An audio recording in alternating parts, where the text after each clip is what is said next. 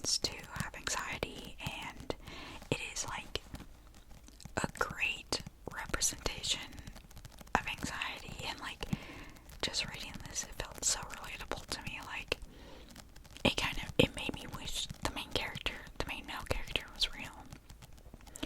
Of course, the girl also has her problems, like, her brother has like some kidney issues and stuff like that, but this book was really funny, and it was fun, and it kept my attention.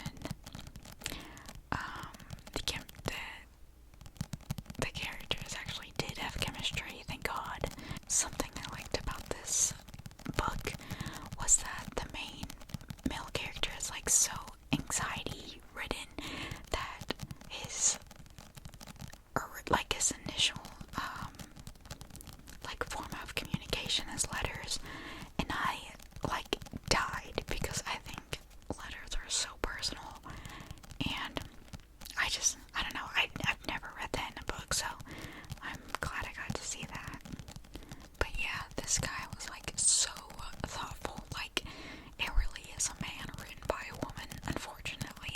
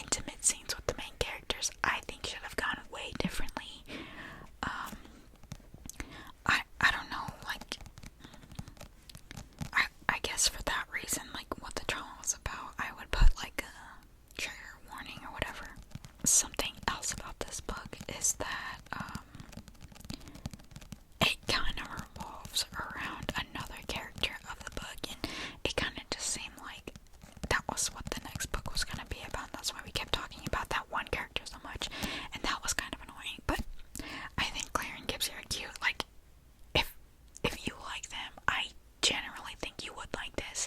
It just wasn't the same as like Johnny and Shannon's book, where they had to like work through all this to be together, and then like work after that, I guess. Work after they figured out what the problem was, I guess. I don't remember the ending of this book, but I did write that it was terrible, So the next book I read was Bound to the Battle God by Ruby Dixon, and I think this was my first book by Ruby Dixon. It was about this guy who was a god of battle, and then a human girl, and she gets transported from Earth accidentally to his world, and he is like he basically was like cast down from wherever he's from, and he has to go and conquer different parts of himself. Like, one was arrogant Aaron, one was hedonism Aaron, and there was two more that I think I just held up with three. But yes, that, and okay, so he has to go conquer that, but to like remain on Earth, he has to be, not on Earth, his world, he has to be anchored to a human, and that human just happens to be the one from Earth, and she has no idea what an anchor means, and she got arrogant Aaron, so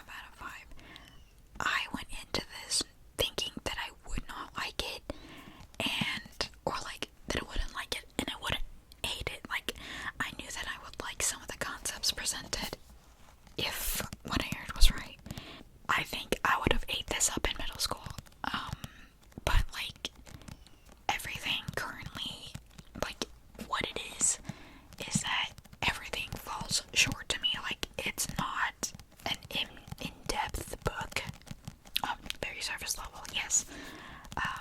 I really wanted to like this book, and it does have everything that I would like. There is a slow burn romance, but it wasn't like chemistry or tension filled to me. I don't know, like I couldn't really connect to the characters, and I definitely didn't ship them. Like the girl could have ended up with like the brother or any of the brothers, honestly. I think like they were both worthy, like whatever. I said that the concept of this book is great if written right, and well, to me it was not. Something specifically that I didn't like was that the main male character and the female character, they have these like nicknames, like he calls her darling. I hate that. I really hate that. And I don't know, maybe it was like an audiobook thing that I just don't like hearing about it, but that was not it to me. And the nicknames given for Peyton and the best friend, we do not need to be shortening Peyton. That's already a short name. We don't need Pay and A. Like, that's so dumb. Like, we're looking for nicknames there. Like, we don't need it. When I recommend this book, I guess, like, it wasn't horrible. Like it is easy to follow. It just wasn't deep. Like, I don't know. Like I said, middle school me would have loved this. There's like zero intimate scene. If you don't like that, then you'll like it. I did read the like half book, Powerful. I gave this a 3 out of 5 stars. I wrote that the insta love just wasn't doing it for me. It was between the best friend and another guy who has, I don't think this is spoilers, honestly. Like, if you read it, you understand. Like, it's right there. It's between the best friend and some guy who has the same powers as a guy. And I think that is a very interesting concept, depending on how it goes in the next book, because that could be like, that guy wants, I think his name is Malachi, wants revenge against certain people, and he could be very powerful, but I have a feeling it's gonna fall short with revenge-wise. I don't know. I said what the book was going for, I guess, was cute, but it didn't hit for me. Except the ending. I enjoyed Adina's encounters with the princes. Yes, I actually do like the princes in these books. Like, I don't connect to them on a deep level. I don't know. Dude, I don't know what this guy's name is, because right here, it was kind of hard to ship that guy and her, because, like, what was there to ship? It was kind of like an insta-love moment. I did say I hope Peyton and Mac find their way to each other, and it's some grand reveal. I hope he doesn't become the villain, but I do want him to use his powers, like, well. Honestly, depending on how the next the book goes, I would say to read that book. The next book I read was You with a View by Jessica Joyce, and I rated this a 5 out of 5.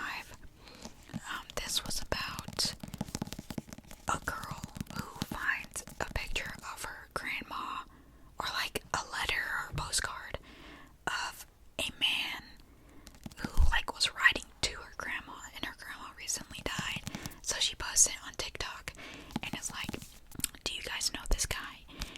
And like, how can I find him? Somebody ends up commenting, like, that's my grandpa, and the guy who commented that ends up being her nemesis from high school. So when she meets up with the grandpa and the grandson, because the grandson, yeah, whatever, the grandpa ends up telling her stories about the grandma and him, and one of the stories is that they go on this road trip that she had planned out. I don't remember her name, honestly, but she wants to take this road trip, and the grandpa wants to go. The grandson is like, I didn't say this, but the grandson is rich, and he's like famous, and, well, famous in his own way, and he's busy, he's a busy guy, but they end up all going together, and that just makes the main character and the main character characters become closer with each other. They do have chemistry, but they could have had more chemistry based on like their backgrounds, like from already knowing each other. It kind of is just assumed that they're attracted to each other, which I think is kind of odd. Like, I kind of wish it was worked up to that. The characters did have banter, and I'm pretty sure this book did make me laugh. There wasn't a lot of side characters. It was really just the grandpa and like the girls' friends. I did say I really enjoyed the main male character. I'm kind of glad that the rich part of him wasn't shown, and he was kind of like an actual man, and I think there should have been more pining and even a little bit of groveling during a certain part. Right now, I don't remember what that part was, but if I said that, I meant it. I did say the spicy scenes were good, but the spicy scenes before the spicy scenes were even better. So like, not exactly, they're intimate, but not like all the way. Yeah, this was like fun. Like, this book, I would recommend this book. Like, I think generally people like it. I would say don't get put off by the fact that there's like TikTok involved. In my opinion, it does not really matter. Like, it doesn't interfere with the romance that's going on. There's a lot of great like parts in this book from the guy about the girl, in my opinion. The next books I read was The Cruel Prince. I won't get into like all of them, I guess, because I read The Wicked King, which I rated a 3 out of 5, The Queen of Nothing, which I rated a 4 out of 5, and then The King of Elfhame, I rated a 3 out of 5. In The Wicked King, I think Jude was only given secondhand embarrassment, and she's supposed to be this like baddie of a character, and I just cannot love that when she's like being embarrassed all the time. Like, she looks dumb. Well, I guess I'll just get into it. I did not feel the sort of giddiness I felt for the first book. I said that the first half, or 40%, was so boring. And I'm sad that the romance was kind of terrible. A lot of people love the romance of this book, and I do not. Like, it is so like, here's this character and this character, it's enemies to lovers, but like, how do we get there?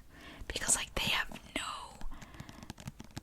like background or like chemistry or tension on why they even like each other. I really hate that. Also, our main character is like now obsessed with the male character, which in the first book she wasn't. But like, now in this book she is only about him, and the like romantic intimate scenes were like glimpses. Like, it was like looking at a picture that lasted 1 second. It was odd. It was just like, why even have that? I did like the Garden makes some remarks in the book that shows me that he's like into Jude, and that's what I liked. That gives more than like their actual love for each other. But yeah, there was no tension in the book between them.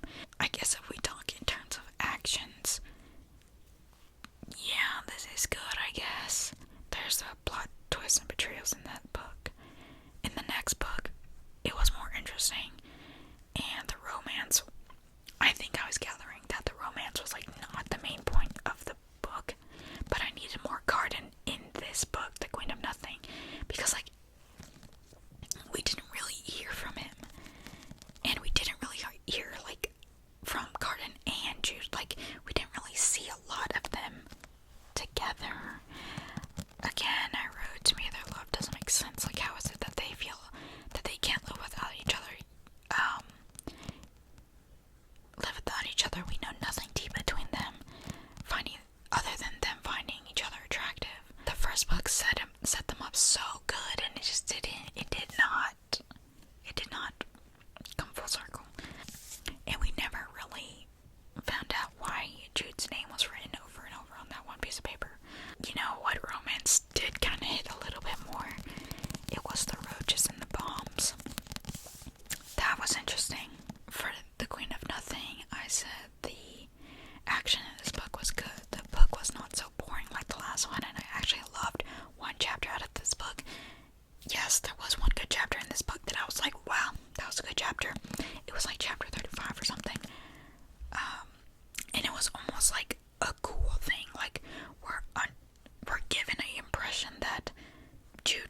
has these powers, but we never see them again, which is kind of annoying.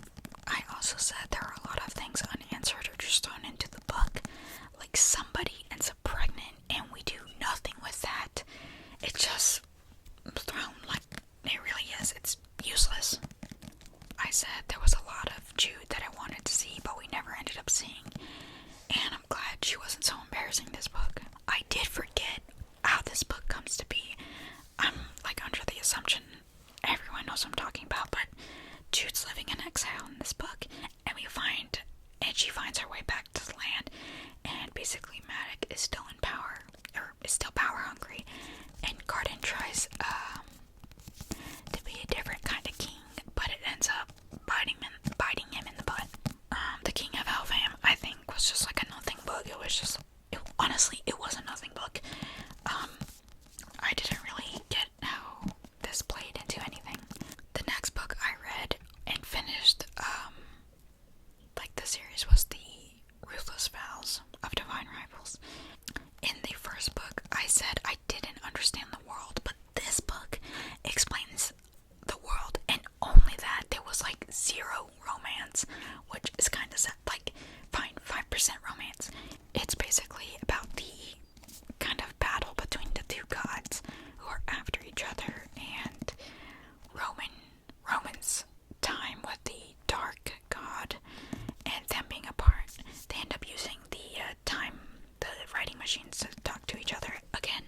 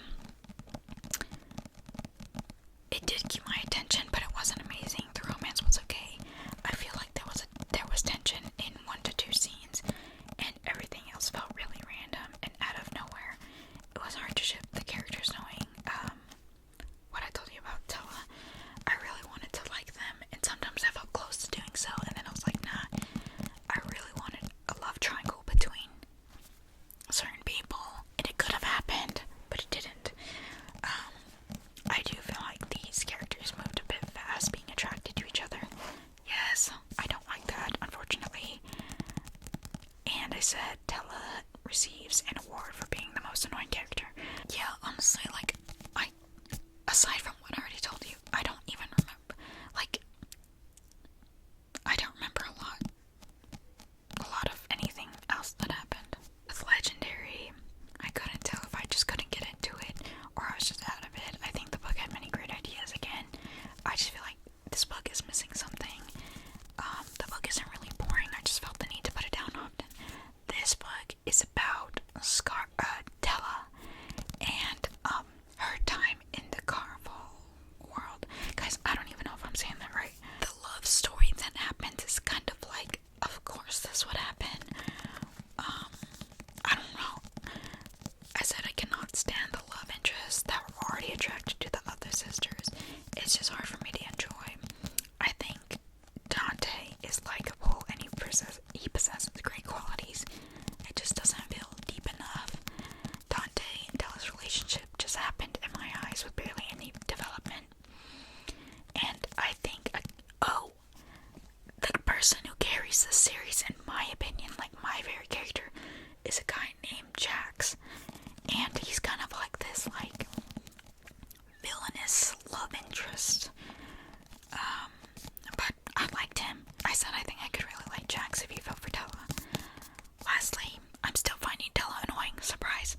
This book stepped it up just a little bit with the, like, intimate scenes. They're barely intimate. Like, if you're not really into that, this book will be, like, good for you.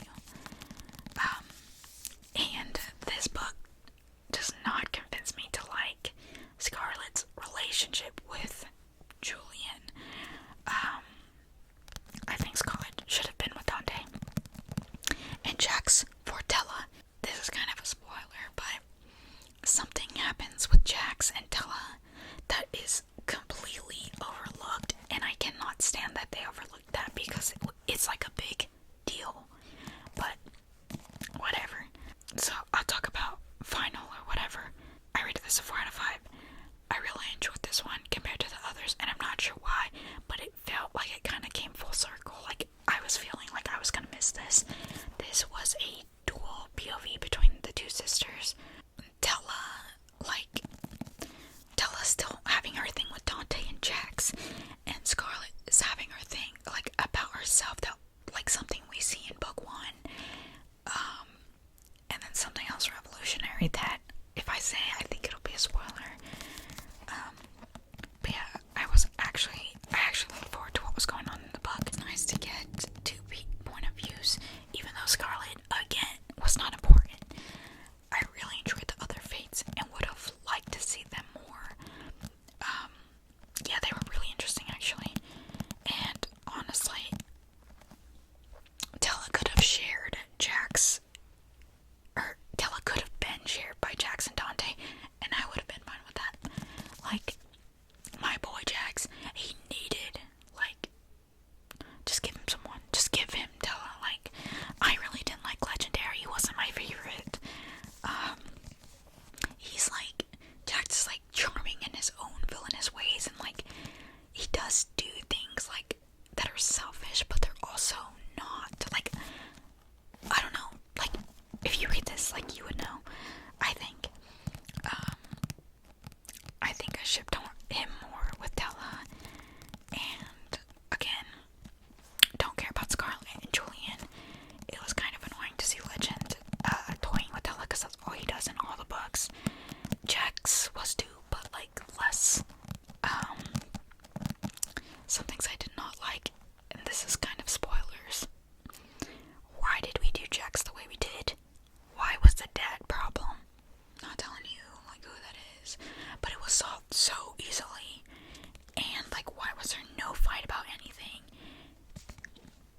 The Count that we met in book 1, dude, like, we did him so dirty. And the thing that's going on with Scarlett, overlooked big time.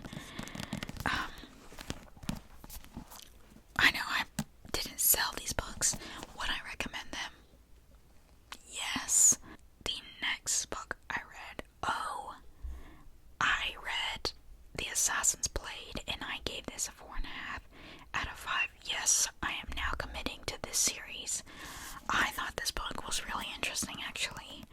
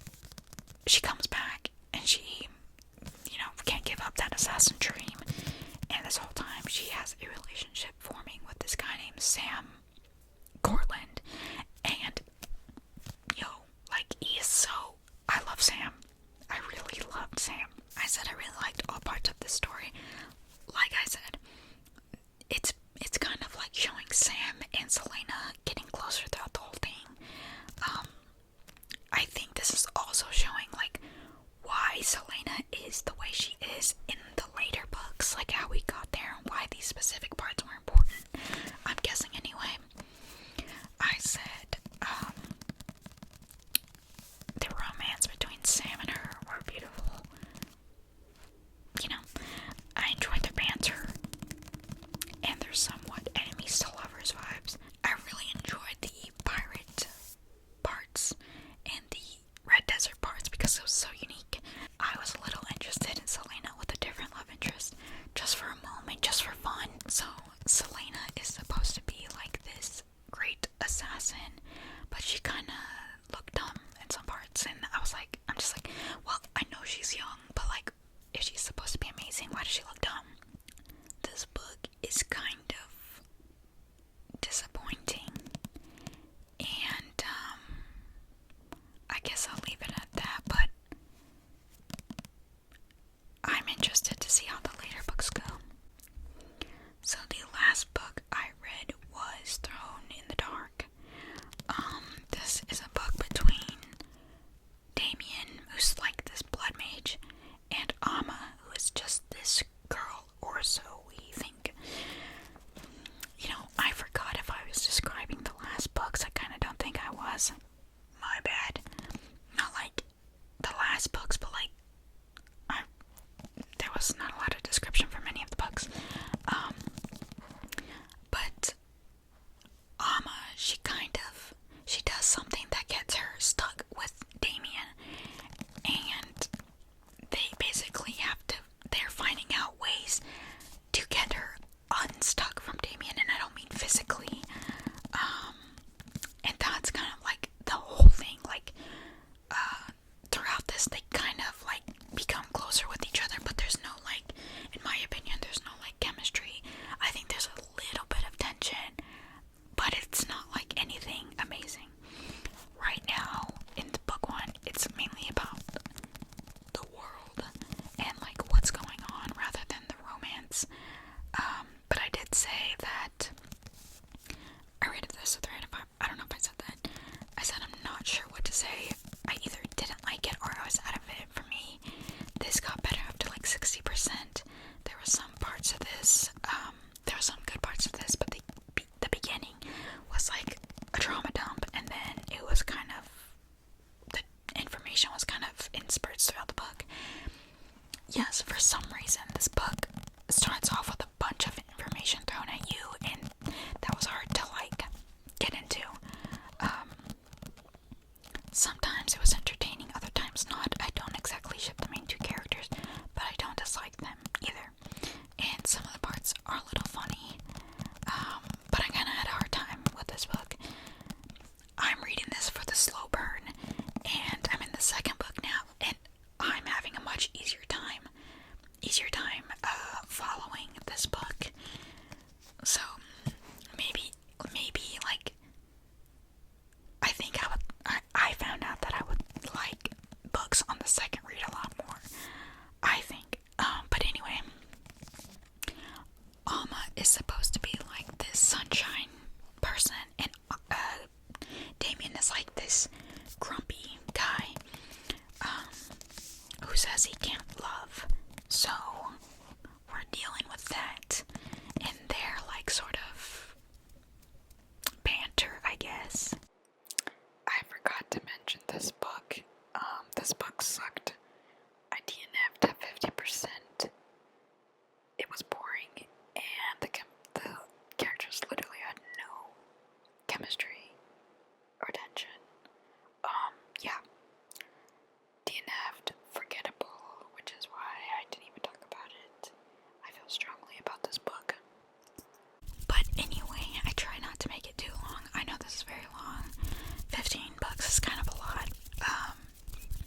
But anyway, I hope you guys enjoyed what I gave, and I will see you guys next time.